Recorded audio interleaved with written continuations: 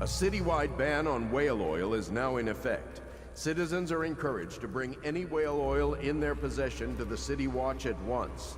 Anyone caught burning oil will be subject to arrest.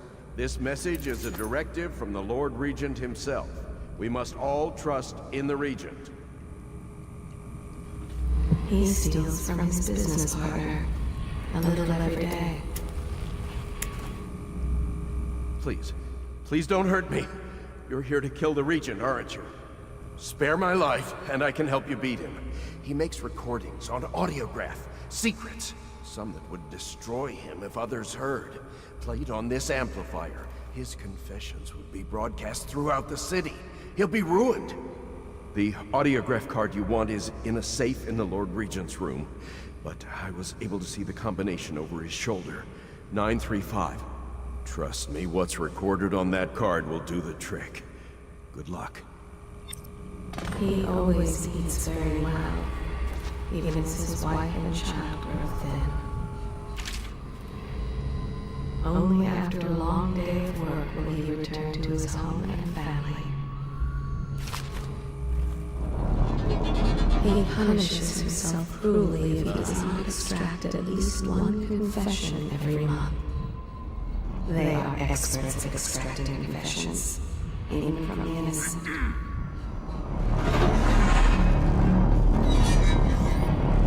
He has no care if the ones he kills are heretics or innocents. They never rest. Their grim task is fueled by devotion to the Abbey of the Everyman. They made him watch when they tortured his parents for their worship of the outsider.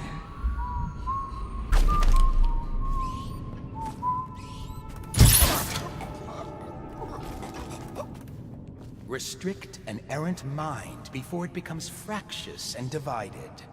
Can two enemies occupy the same body? No, for the first will direct it one way, and the second another, until they stumble into a ditch. Likewise, two contrary thoughts cannot long abide in a man's mind, or he will become weak-willed and subject to any heresy. Restrict the lying tongue that is like a spark in a man's mouth. It is such a little thing, yet from one spark, an entire city may burn to the ground. The father of a lie will suffer a punishment compounded by each person related. Restrict roving feet that love to trespass. They pay no heed to the boundary stones of other men's fields.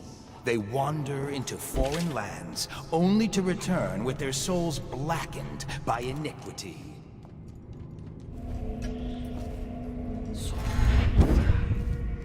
This is him, the Lord Regent. Before that, the Royal Spymaster. And before that still, Hiram Burroughs. Secrets he knows.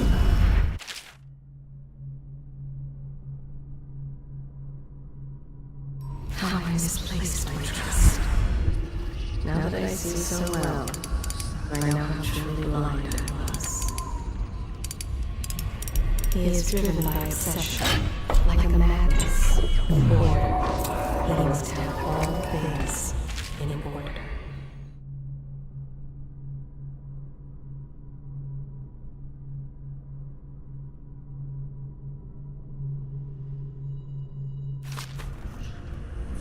It was he who brought the rats. The rats brought the plague. There's no man more cursed.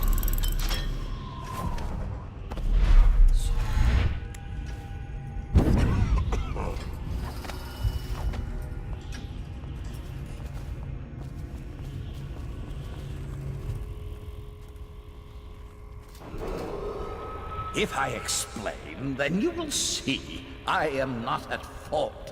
My poverty eradication plan was meant to bring prosperity to the city, to rid us of those scoundrels who waste their days in filth and drink, without homes or occupations other than to beg for the coin for which the rest of us toil. And it was a simple plan. Bring the disease-bearing rats from the Pandician continent and let them take care of the poor for us. The plan worked perfectly at first. But the rats, oh, it was as if they sought to undo me. They hid from the catchers and bred at sickening rate. Soon it didn't matter. Rich, poor, all were falling sick. And then people began to ask questions. The Empress assigned me to investigate whether the rats had been imported by a foreign power. I knew the truth would come out eventually, so there was no other way than to be rid of her and take power myself. She had to die, you see.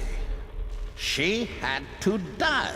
Bringing about the death of an empress is not an easy thing. But it gave me the chance to attack the plague with some real authority. Quarantines, deportation of the sick. But there's always some idiot woman searching for her wretched lost babe, or some sniveling workman searching for his missing wife. And then quarantine is broken. But you can see how my plan should have worked. Would have worked. If everyone had just followed orders.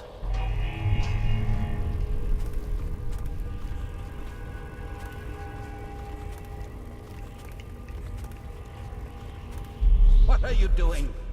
I order you to put down your weapons. This is treason. It's over, Hiram. Your head will roll for what you've done. No! I'll make you rich men if you just let me go. I beg you. You nearly destroyed this city. No amount of money will undo that. Get him ready for the walk to Coldridge Prison. Yes, sir.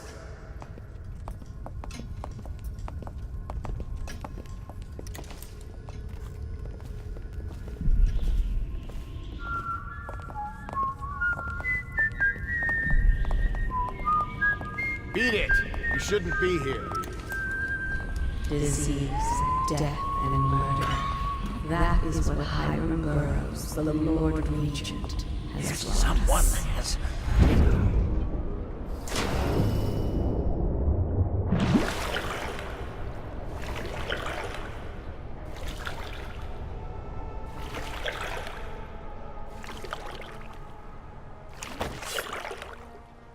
Is it all done? You ready to go back to the Hound Pits?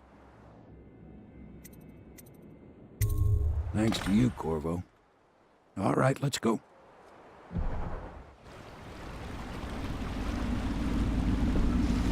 Big changes. Makes me uneasy, to tell the truth.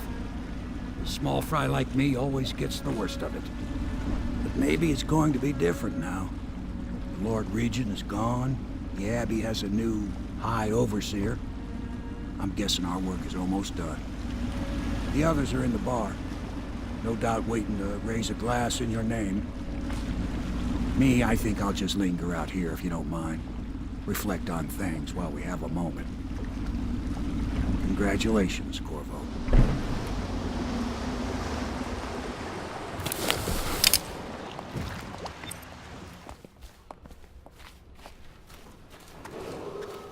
Attention Dunwall citizens.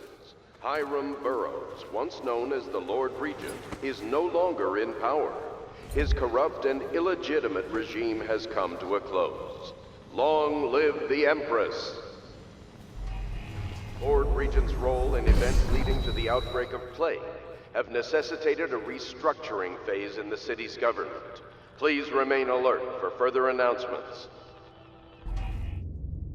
This was never my idea. He knows that. Certainly I am not completely guiltless, but with my position, he would be a fool to come for me. And if he does, I have much to offer. Extensive business opportunities. So he'll see reason, if it comes to that. Please prepare for a temporary disruption in city government services. Remain alert for further details.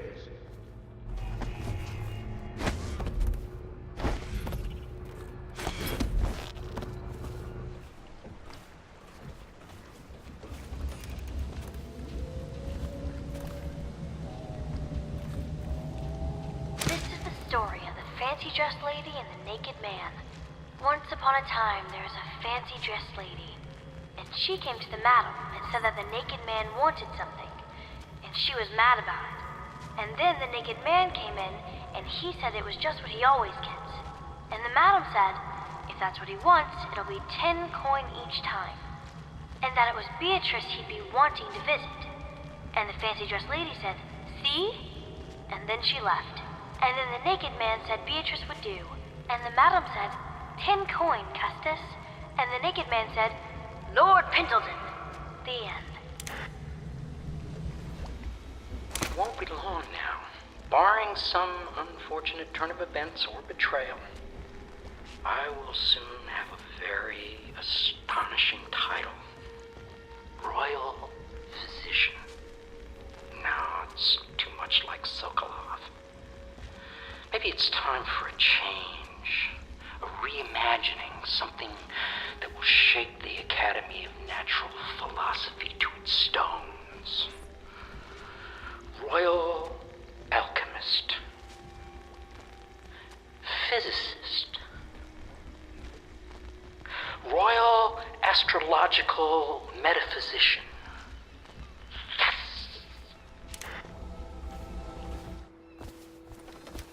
Back already? I'm happy to talk. I suspect my charm is the only thing keeping me alive. I'm beginning to suspect the Lord Regent is no longer in power. Am I correct? If so, either my usefulness is at an end, or else it is just beginning. Piero's not such a bad fellow. I wish he'd forget about that business at the Academy. There's something odd about you. As I might have mentioned, I know that mark on your hand. Have you ever dealt in black magic? I hope my painting of Lady Boyle will be preserved. I realize it was just a tool in your machinations, but it is also great art, and her fall gives it a special quality. I know it's a good day, but the rats are still here, aren't they? I look out at the river and still see the bodies going by.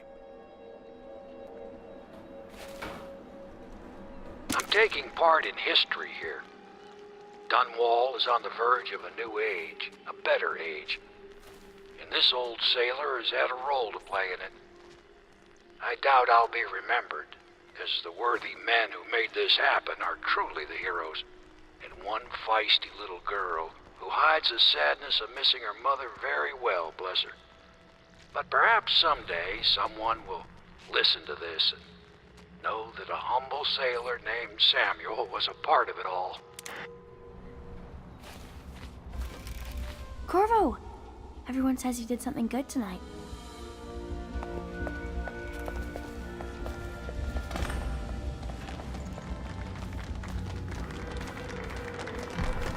Damn me, he's done it. Word is spreading all over the city. The tyranny is over. By this time tomorrow, Emily will be on the throne. After that, we'll clear your name and put everything we've got into rebuilding the city. I wish there were more of a city to rule. Most of Dunwall is rats and corpses. The Admiral's right, I'm afraid. Corvo, you did your job while the rest of us sat on our asses. Our work starts tomorrow. Tonight, rest easy. Tomorrow, we crown an empress. To Corvo, the man who served to change the course of history. To Emily Caldwell, and the new dawn rising for Dunwall and the Empire.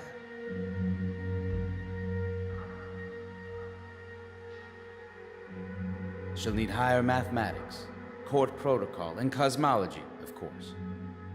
Do you provide these things? Of course not, no. I just think I should have a central role. She trusts me. It's true, she does, but she should trust all of us. Don't you trust me, Callista? Wonder what the histories will say of me. I must remember to burn that memory. Do you know Emily is quite special? She's learned from all of us, you especially. She trusts you absolutely, I believe. We're leaving tomorrow, aren't we? I don't know if I want to go back to the tower. I can be impressed from anywhere, right? Maybe a ship. You are an impressive man, Corvo. I hope they give you the credit you deserve. I'll need some men to move these furnishings back to the manor. I know we're supposed to relax now. I wish I could. I made a list of all the swear words the Admiral uses. But Callista made me throw it away.